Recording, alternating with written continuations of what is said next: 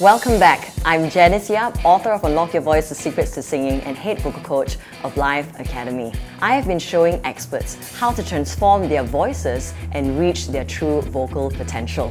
If you haven't already watched the previous training videos, I urge you to stop right now and go watch them. It's easy. All you need to do is click on the link on this page.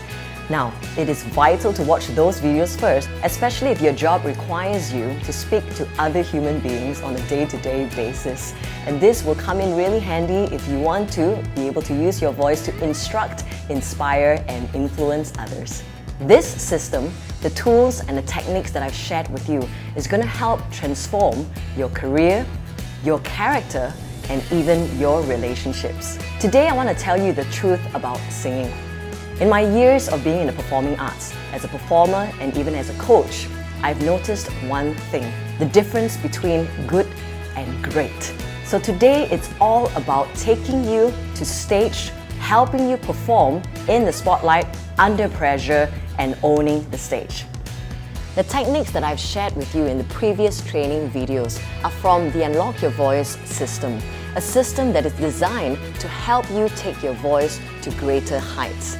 Now, from the first and second training video, you would have already found your real voice and unlocked its true power, range, and also given your voice extra character. Today, it is about taking it to stage.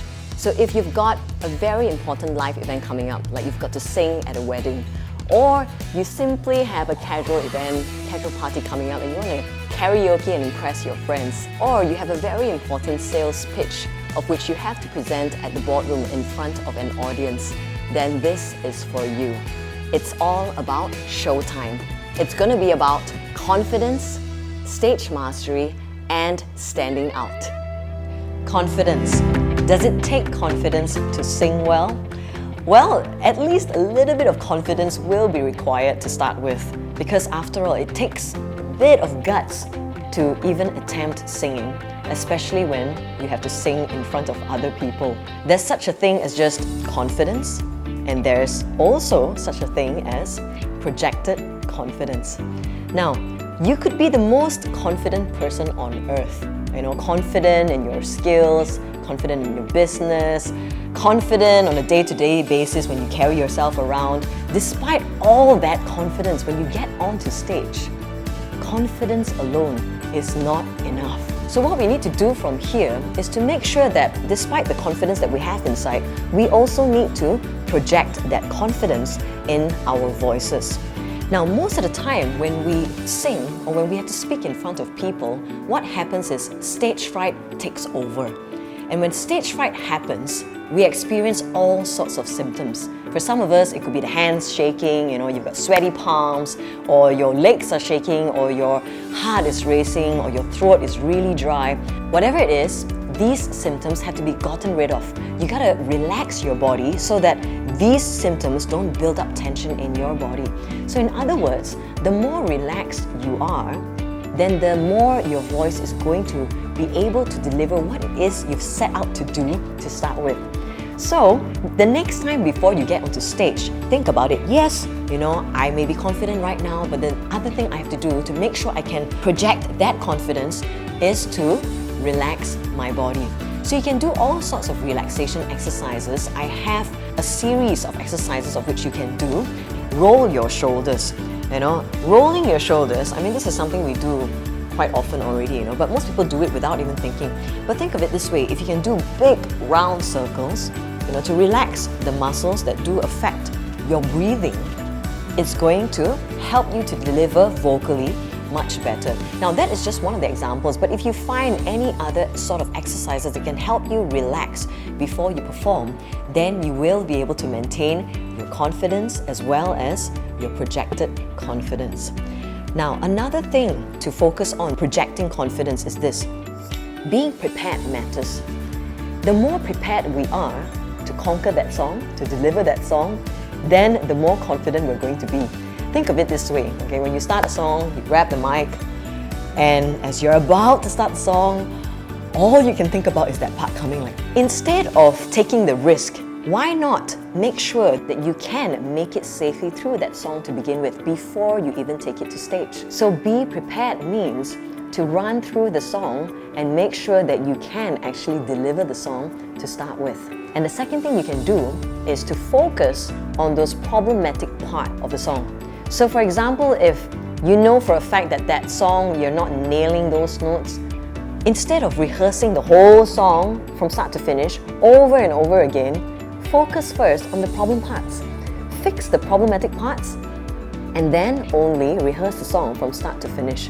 Many people make that mistake thinking, you know what, if I sing the song often enough from start to finish, just like how if I sing all these endless musical scales over and over again, my voice is going to get better. But this is working hard and not working smart. Why not sing smarter? Focus on the problem areas, fix those problem areas, and then only sing the song from start to finish. The third thing you can do is simply to have fun. Instead of thinking outwardly, it's time to think the other way around. What kind of sound would I like to have in my voice? How do I like to sound when I'm singing? And develop your voice in that direction.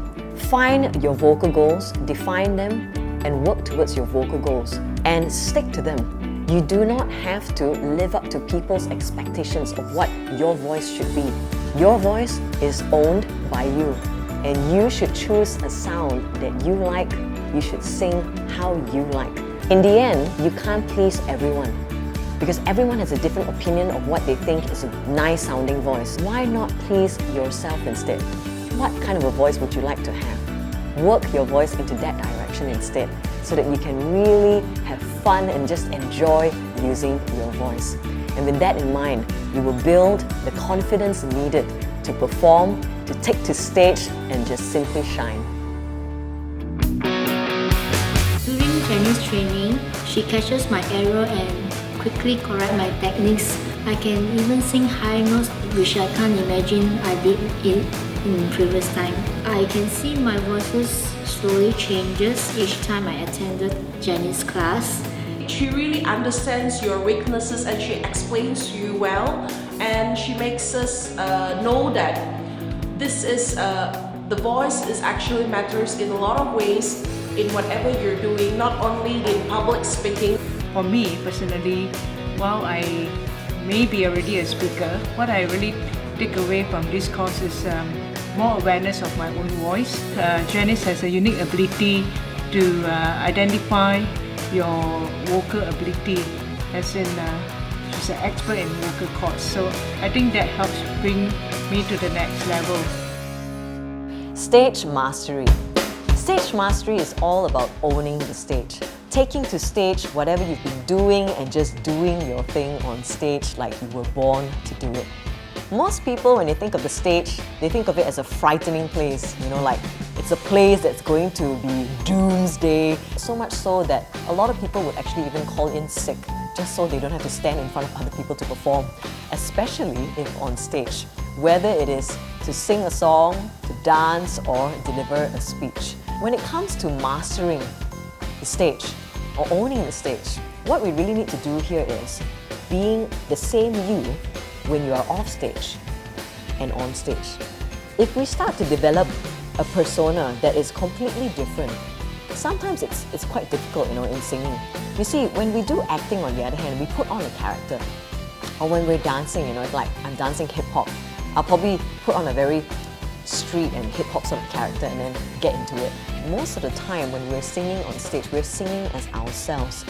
And that's where it gets uncomfortable. Most people are not ready to be this vulnerable in front of other people, especially when the spotlight's on us and we're on stage. Now, there's a way to go about making yourself more comfortable on stage so that you can truly own the stage. Now, I had a student who also struggled with this. He struggled with confidence, struggled with performing in front of people. He was naturally musical, naturally talented, but just incredibly shy. So if you are incredibly shy, you're an introvert, and you don't know how you're going to break through this shell and just perform in front of people, then listen up. There are 3 things you can do. The first thing is to know your material inside out. So say you've got a song that you're going to perform. You've got to know this song inside out. And when I say inside out, I mean you've got to know every single lyric on it. You've got to know every single riff, vocal riff, like, yeah, you know, that kind of thing. Or every single O's and every single change in the chords and the music. Know everything about your material so that you are so familiar to the point that it is in your system, it's in your blood. So that when you get on stage, it's automatic. Don't wait till the day of the performance and then start memorizing the lyrics. That's the worst possible thing you can do. And that will definitely ruin your stage presence altogether. So know your material to start with. The second thing is to own your material. It's not good enough just to know what it is you're doing. It's more important to make it your own. So, say this song has been sung by Adele, you know, how can you make this song your own? How can you put that signature mark of yours on the song? How can you do things differently? Now this will take a little bit of planning, but it will not come until you know your material really well first. Because once you know it inside out, then you can make the changes to put your mark on it. So know your material and then work out how you're going to own this material. You gotta experiment a little bit before you know how you can make this material your own. Now besides these two things that you can do, there's one more thing that you can do as well, and that is to practice, practice, practice. Now why the practicing and how should we practice exactly? The practicing is important because when you practice your voice in a certain way or you practice performing this song in a certain way, that's how it's going to be on stage. So for instance, if you've been practicing on the bed all day, just lying down, looking at your lyrics like that, and you've been singing, a few stolen moments is all that we share. When you get onto stage, and if you expect yourself to be pumped up, you know, hyped up, and like, a few, it's not going to happen, okay? You're very likely going to just stand there with the same posture and everything and go, a few stolen moments, exactly the way you practiced. So in other words, you gotta practice like it's the real thing every time. Envision how you're going to do this on stage, all right? And just do it for real. Like, a few stolen moments is all that we share. Put your body into it. Put your voice into it. Do all you can to make it as real as possible in the physical form so that when you take to stage, it will all manifest in time. Now this will take a bit of planning. So what I would normally do is I will print out the lyrics of the song and I will work out the verses of the songs, how many verses there are, how many choruses there are, and if there is a bridge in the song. And once I work out the different parts of the song, I also plan the choreography of my performance. Now the choreography does not necessarily refer to dancing, you know. I mean, some people don't like to dance. And if you don't like to dance, don't feel like, you know, you have to dance when you sing like, a few stolen moments. There's nothing more off-putting than doing all these actions that have no purpose. If you must dance, or if you want to dance, make sure that it is with purpose and that it's aligned with the message that you have with the song. So with choreography, what we can really do instead is to plan out, for instance, like the verses. Where would you like to stand on stage? Say the stage is pretty wide, you know. Perhaps the first verse you could stand on the right side of the stage and then work your way at the end of the first verse to the other side of the stage to complete your second verse. And then, just as the second verse is ending, perhaps make your way back to the center of stage so that you can anchor that chorus from the center of the stage. Now this takes planning because if we don't plan, sometimes what happens is we just stand there and we don't know what to do. We don't know where to go, don't know how to make use of the stage at all. When that song plays and you're on stage, muscle memory is just going to kick in just like that because you've been doing it over and over again. So it's so important to practice, practice, practice, and make sure that whatever you've been doing, all those crazy stuff, you know, and those parts of the song will just come out just in time when you need it most on stage.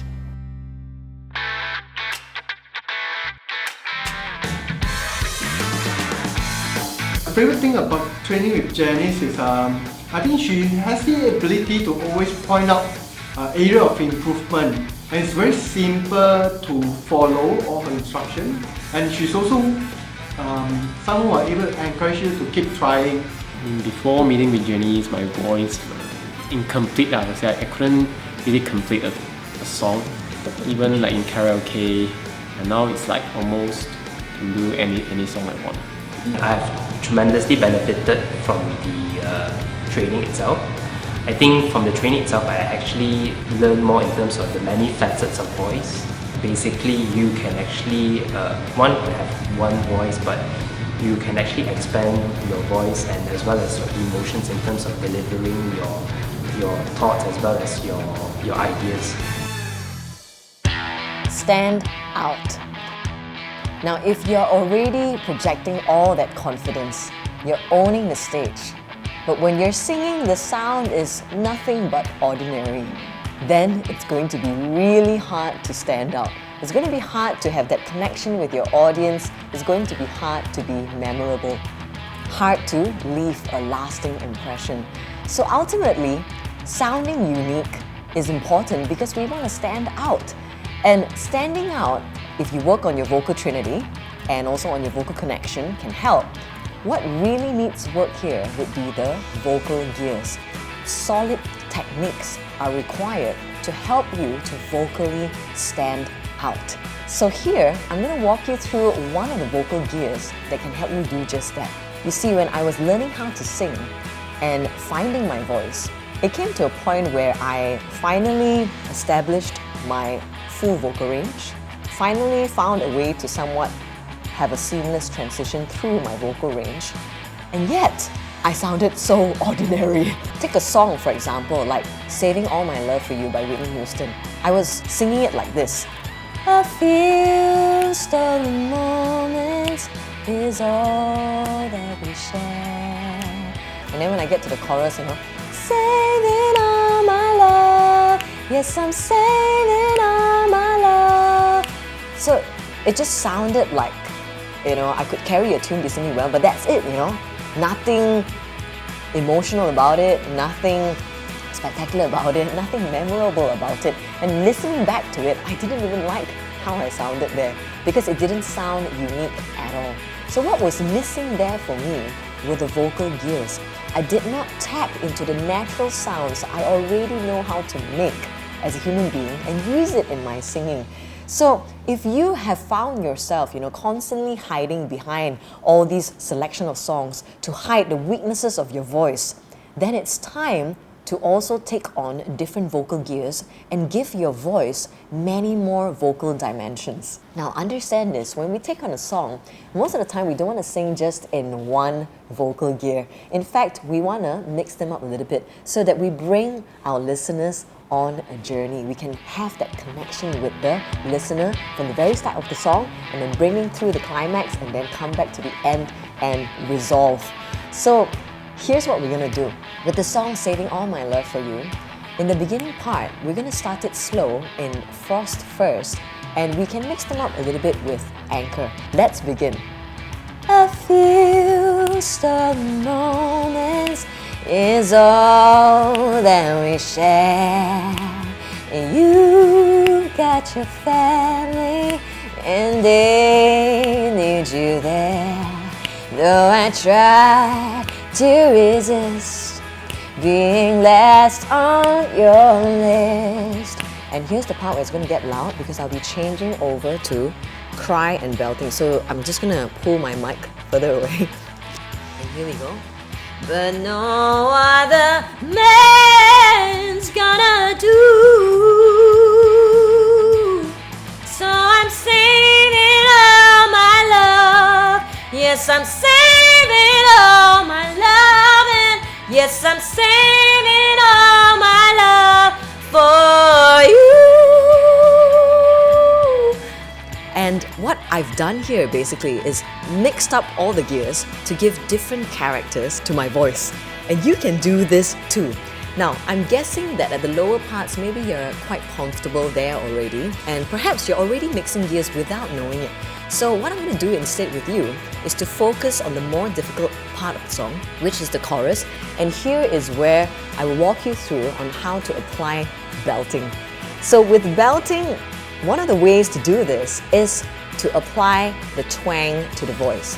Now, if you're wondering what the twang is, it's a nasty sound to the voice. So if I were to talk like this, all right, you'll find that I have to put my mic a little bit further away because all of a sudden it's got that nasty piercing sound. So you can think of adding that nastiness in your sound as we go for the higher notes. But of course, you're probably wondering as well, how come at the chorus of the song, you don't hear Whitney Houston going all nasty? It's because she's not using belt in its full form, just a little bit. You see, if I use belt in its full form and make it nasty all the way through, it's going to sound something like this. Saving all my life for you. So it's quite nasty, yeah? And we don't have to go all the way out with it. Instead, what we can do is we add a little bit of that sort of sound at saving, just there alone. So I'm say. So let's try that now, yeah? So I'm saving all my love for you. So you see, we only need to add the twang at the parts where we want to get a little bit louder and be able to belt out those notes properly. Because without belting, it's going to sound quite soulless. For example, so I'm saving all my love for you. Right, there's no change in dynamics at all as compared to so I'm saving all my love for you. So there's a huge change in the emotions when it comes to singing the chorus of the song. So what you can do from here is practice this twangy sound in your speaking and also in your singing. So for example, you can try doing this first. Na na na na na na na na na na na na. And then try it with words. So like if this is a song that you're attempting, saving, try saving, saving, saving, saving, saving, saving, saving, saving, saving, saving. And you'll find that your voice gets piercingly loud like a trumpet, effortlessly, simply because we are applying the twang, which can help us get into the vocal gear, belting. So let's take a moment to recap the lessons that you have learned today. Confidence. Remember, confidence alone is not going to get you there. You need to practice projected confidence as well. And it comes by being comfortable with your voice, your instrument of which you are using to perform with, but also it comes with relaxation. You got to keep your muscles relaxed so that they do not get in the way of your performance. Stage mastery. The key to really owning the stage means you've got to really know your material to begin with, know it inside out, be so familiar with it. And the second one, of course, is to find a way to make it your own. Own your material. And after you figure out ways to make the performance your very own, then it's time to practice, practice, practice. Practice it wherever you are as often as you can till you have it in your muscle memory, and when you get on stage, it will all become automatic. And last but not least, stand out. Remember to use solid vocal techniques, vocal gears, to help your voice truly shine the moment you sing. And of course, you want to use techniques that can help you truly project your voice out there and make it sound unique at the same time. Work on all these techniques that I've shared with you today, and surely the next time you perform, you will be performing outstandingly. Now, these techniques that I've shared with you, some of them might take you a little bit more time, to get used to them. So what you can do is you can watch the videos over and over again. They are here for you, but do know that they are here for a limited period of time. So if you want to share this with your friends and family, now's a great time to do that. And don't forget to drop your comments or even your questions, or just share how your progress is going with your voice right now. Watch out for my next training video. It's my favorite. I'm going to put all the techniques that we have done in these 3 training videos into one, and it's all going to click. And it'll be coming into your inbox real soon. Until then, I'll catch you then.